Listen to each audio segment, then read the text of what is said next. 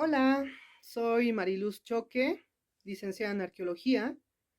Quiero mandar saludos a todos los compañeros del diplomado, como también a la docente. En esta oportunidad voy a exponer los elementos que me parecieron relevantes de la unidad 1 y de la unidad 2. En la unidad 1 expondré la educación de adultos. La segunda es el diseño curricular como estrategia para la incorporación de la perspectiva de género en la educación superior. Y el tercero es el educador complejo, diferente, el otro educador. De la unidad 2 elegí eh, hablar sobre lo que sería el modelo de diseño instruccional, ADIE, en su etapa de análisis, etapa de diseño y etapa de desarrollo. Bueno, centrándome a la lectura primera, el tema habla acerca de los fundamentos de diseño curricular en educación de adultos. Un tema importante que merece destacarse en esta exposición, en el que Mario Salvador Surubí denominó vino nuevos de odres viejos. Esta metáfora hace alusión a la educación de adultos, una forma de enseñanza que a pesar de su antigüedad ha sido crucial en momentos fundamentales de la historia, especialmente tras las crisis sociales que surgían en ese momento. La educación de adultos ha sido una herramienta para reconducir cambios en la sociedad frente a las problemáticas y momentos críticos. Una de las características de la educación de adultos es que fue un instrumento activo de desarrollo de la sociedad humana, de los clanes y la polis, y continuó siendo relevante después de la conversión a metrópolis. Antes de convertirse en un factor interpersonal de las plazas públicas, escuelas filosóficas y sacerdotales, desempeñó un papel crucial en el desarrollo social. Durante las grandes crisis se elevó a un primer plano de consideración. Los primeros maestros considerados fueron Jesucristo, Sócrates y Buda. Históricamente, la educación en adultos es la más antigua, pero no fue una constante. En cambio, en la actualidad se estableció como permanente debido al progreso de la psicología de la edad adulta y a la psicología del aprendizaje en adultos. Finalmente, hablaré de la planificación de la educación de adultos, intereses y necesidades según la edad. En el gráfico se detalla las etapas y sus enfoques del ser humano desde el primer año de vida hasta los 80. Durante la edad adulta se puede identificar 21 roles distintivos distribuidos en 3 etapas principales. La primera etapa, que abarca desde los 20 hasta los 40, se caracteriza por la formación de la pareja, la consolidación del hogar, la crianza de los hijos, la estabilidad económica, la inserción en el mundo laboral permanente. En cuanto a la educación existente, demanda profesional para el trabajo. En la segunda etapa, desde los 40 hasta los 60 años, se distingue por una mayor participación en actividades cívicas y sociales, estabilidad económica, el apoyo a los más jóvenes y el disfrute del tiempo libre, la consolidación de la relación de pareja y la aceptación del proceso de envejecimiento. En lo relacionado a la educación, esta continúa, pero se relaciona con la cultura y el aprovechamiento del tiempo libre, ¿no? Bueno, ahora hablaré sobre el diseño curricular como estrategia para la incorporación de la perspectiva de género en la educación superior. En la primera instancia, explicaré algunos términos claves. Primero se debe diferenciar sexo de género, que habitualmente se emplean como sinónimos. El sexo deviene de una condición anatómica y fisiológica, mientras que el género obedece a una construcción cultural. Teniendo claro esta diferencia, ahora definiré qué es perspectiva de género. A partir de la idea de que ser hombre o ser mujer es un dato cultural y no biológico, o por tal motivo la forma que adoptan las desigualdades sociales basadas en el sexo se relaciona con la manera como se construye la oposición hombre-mujer en lo imaginario social.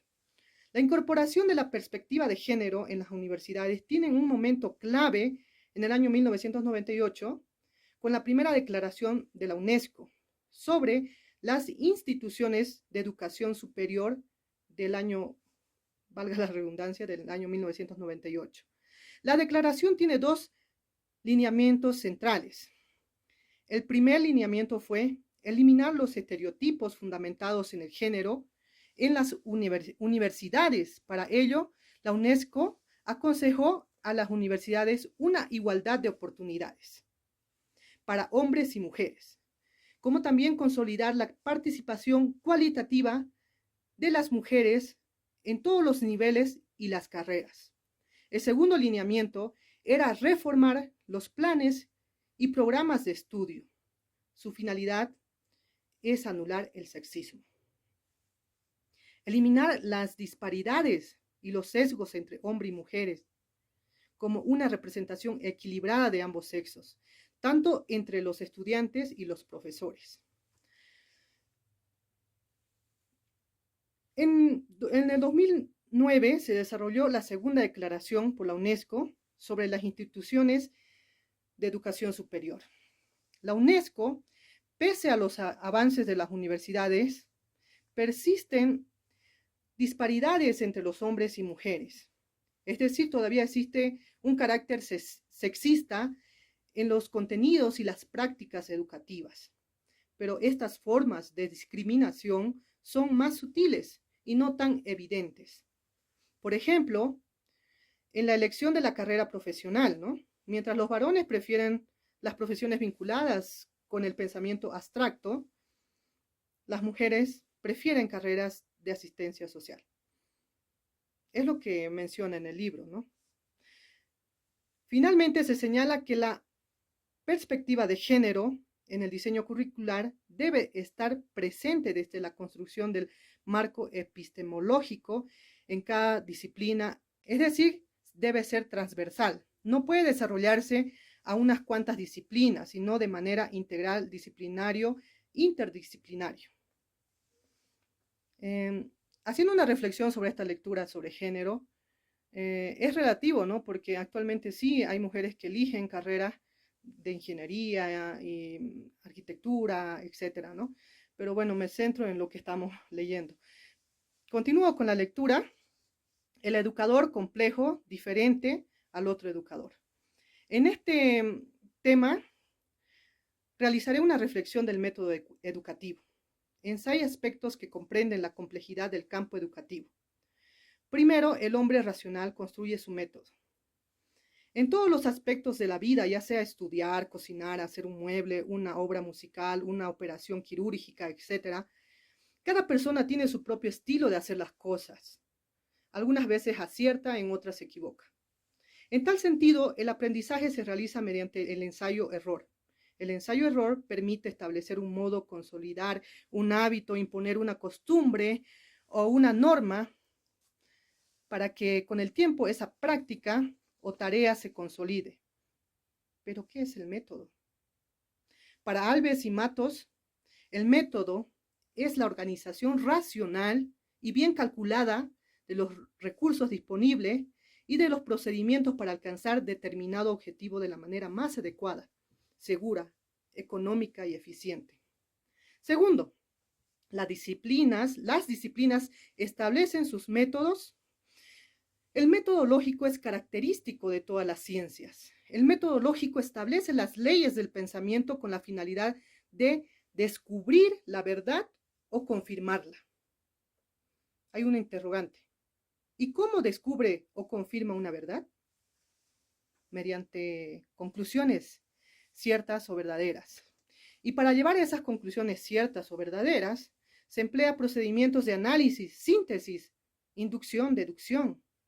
Por otro lado, respecto a la educación, se debe señalar que la educación se distingue en otras ciencias por su apoyo en el método didáctico para llevar al método lógico. Ahora, se debe comprender que la educación formal tiene naturaleza dual, la cual es sistemática y compleja. El tercero, el método didáctico, el sujeto que aprende la materia que se enseña. La educación es un proceso continuo en el devenir del ser humano, sobre los procesos de enseñanza y aprendizaje, los cuales se conciben como unidad compleja, total e integral. El proceso de enseñanza-aprendizaje se desarrolla en niveles y modalidades que corresponden a la edad de la persona, su estado físico, biológico, psicológico, cultural, social e histórico. Ante ello, el método didáctico asegura el conocimiento del estudiante en diferentes aspectos de su vida.